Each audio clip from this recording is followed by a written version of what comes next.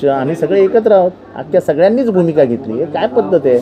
हा माझ्याकडे GR आहे, ज्या GRचा उल्लेख केला जातो कल्याणमध्ये, त्याच्यामध्ये कुठे लिहिलं आहे विक्रीला बंदी? कत्तलखान्याला बंदी आहे, विक्रीला बंदी कोणी सांगितली? आमचं हेच म्हणणं आहे, ही जोर जबरदस्ती कशासाठी? स्वातंत्र्याचा आनंद घेण्यासाठी म्हणून स्वातंत्र्य दिवस आहे ना. भूखमारी से आज़ादी, अत्याचार से आज़ादी, मनुवाद से आज़ादी, हे काय कसलं? हे मांसाहार विरुद्ध शाकाहार ही लढाई लावून द्यायची. या सरकारला फक्त लढाई लावण्याची कामं चालू आहेत, जाती जातीमध्ये, धर्माधर्मामध्ये, भाषा भाषांमध्ये, प्रांतामध्ये, जेणेकरून आमचं भलं झालं पाहिजे. महानगरपालिकेच्या आयुक्तांना माझी विनंती आहे, अहो रस्ते सुधारवा ना, अहो गटारी सुधारवा, कल्याणमधल्या रस्ते सुधारवा. हालत बघा रस्ता गटारांचे काय झाले. नको तिथे काम नका करू ना.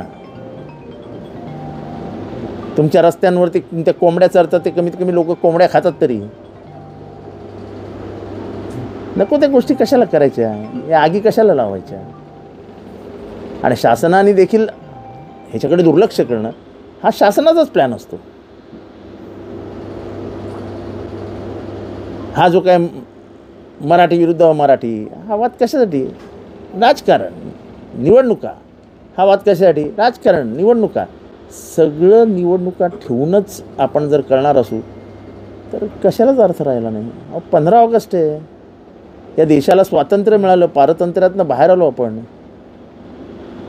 हे कुठलं नवीन राज्य व्यवस्था आली की तू लोकांच्या तोंडालाच कुलूप लावायची व्यवस्था करण्यात येते? आणि म्हणून आम्ही सगळ्या समविचारी पक्षांनी एकमेकांशी बोलून ठरवलं की ह्याला जुमानायचंच नाही, हे वाढत जाणार आहे.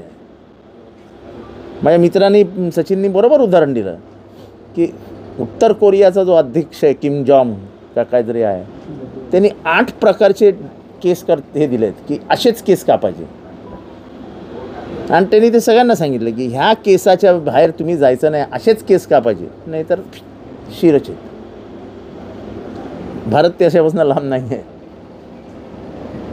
तुम्ही माझ्यासारखेच केस कापा आणि माझ्यासारखेच केस ठेवा, असं भारतामध्ये नवीन सुरू झालं तर मला काय आश्चर्य वाटणार नाही. आपण इतक्या खालच्या लेवलला चाललो आहोत.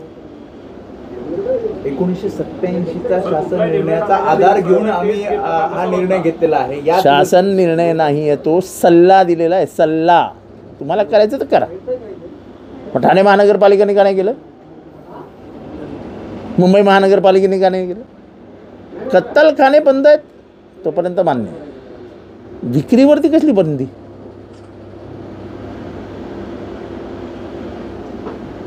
आणि सकाळपासून कार्यकर्त्यांच्या घरात घुसून त्यांना दाबून ठेवलेले.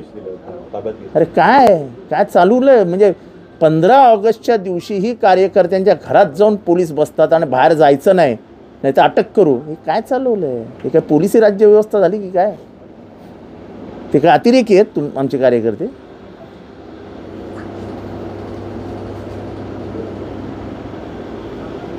हे जुम जबरदस्ती चालणार नाही हो.